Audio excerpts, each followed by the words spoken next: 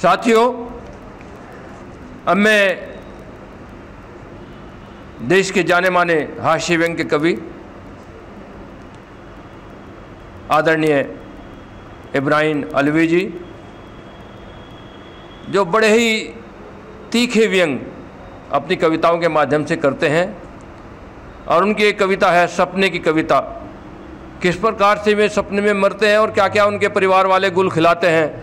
मैं बड़े आदर और सम्मान के साथ आदरणीय अलवी जी को आमंत्रित कर रहा हूँ। कविता संसार के श्रोताओं को मैं इब्राहिम अलवी आदाब, नमस्कार, सत श्री अकाल करता हूँ।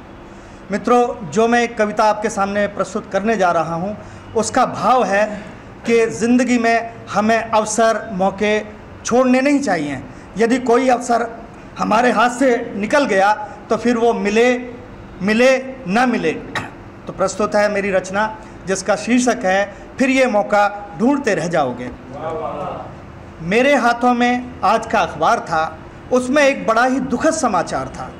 शौक के एक कॉलम पर मेरी नज़र टिकी थी, जिसमें मेरी मौत की खबर फोटो सहित छपी थी। अपनी मौत की खबर पढ़कर मैं बड़ा हैरान था। गर्दन घुमाकर देखा तो घर का हर आदमी परेशान था। आंगन में आस पड़ोस के लोगों की भीड़ खड़ी थी। मेरी बॉडी सफ़ेद कपड़े में लिपटी हुई ज़मीन पर पड़ी थी। पत्नी बुरी तरह चीख कर रुदन मचा रही थी। मेरी माँ खुद रो रही थी पर उसे समझा रही थी। पिताजी एक कोने में गुमसुम उदास खड़े थे। मेरे बच्चे मुंह लटकाए उनके पास खड़े थे। दूर खड़ा मेरे बचपन का दोस्त अपने आंसू छुपा रहा था। जो बात बात पे लड़ता था, आज बड़ा शौक जता रहा था। मैं यहाँ हूँ, इधर हूँ, मुझे देखो कहकर चीख रहा था। सब रोने पीटने में लगे थे, मैं किसी को नहीं दिख रहा था। सोचा रात सीने में दर्द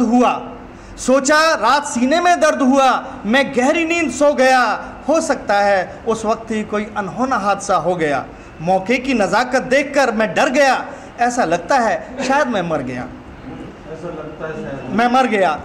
मैं तो सोचता था कि मुझे कोई प्यार नहीं करता है, पर यहाँ देखा तो हर छोटा बड़ा मुझ पर मरता है।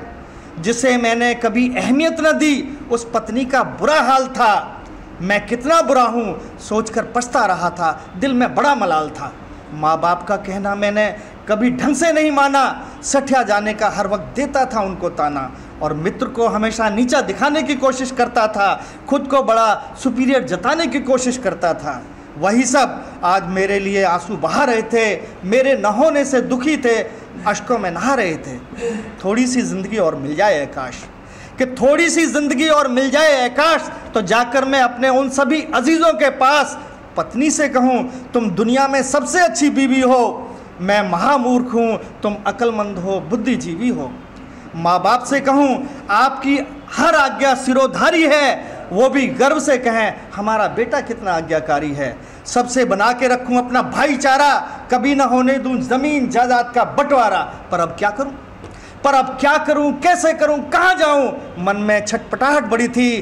तभी किसी ने प्यार से जगाया, देखा पत्नी चाय लिए खड़ी थी।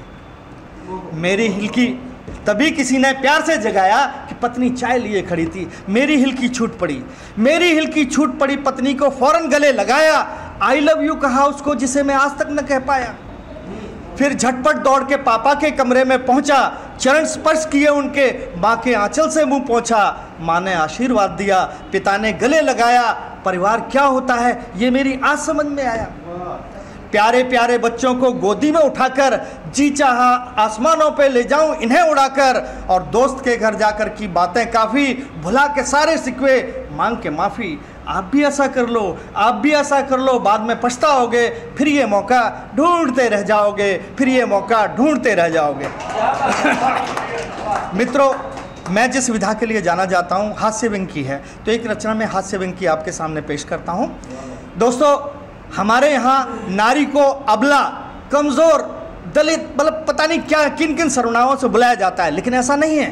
प्रैक्टिकल में घर भी नारी चलाती है, देश भी नारी चलाती है, हमको भी नारी चलाती है। एक प्रतीक के माध्यम से सुनिए कि 32 मर्दों पर है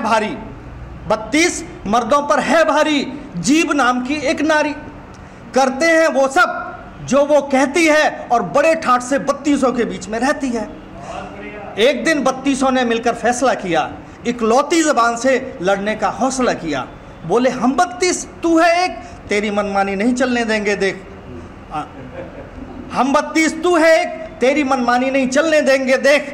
पतला पतला नरम नरम खुद पी जाती है, सूख सख्त सख्त मोटा झोंटा हमसे चबाती है। अनाप शनाप चबा के लगता है हमको कीड़ा, तू क्या जाने फिर होती है हमको कितनी पीड़ा। डॉक्टर कभी सड़ासी चलाता है, कभी सुआ देता है गाड़, अरे हर जाई तेरी वजह से देता हमें उखाड़। तू ही लगाती हमको पान तमाकू का चस्का, कैंसर का दंश भुगतना पड़ता है हमको जिसका। अब तेरे झांसे में नहीं आएंगे, अपनी मर्जी से चाबेंगे और खाएंगे। जी बोली चुप हो जाओ मत इतने ऐठो, और खामोशी से मुंह के अंदर बैठो। मैं चाहूं तो किसी को एक पल में अपना बना सकती हूं और दूसरे ही पल उसको तुमसे लड़वा सकती हूं। किसी पहलवान को देकर एक भद्दी सी गाली, किसी पहलवान को देकर एक गाली भद्दी सी तोड़वा सकती हूं तुम्हारी ये सारी बत्ती सी। अगर चाहो अपनी खैर और रहना चाहो चंगा, तो किसी नारी जाति से कभी न लेना पंगा, किसी नारी जाति से कभी न लेना पंगा। धन्यवाद, शुक्रिया।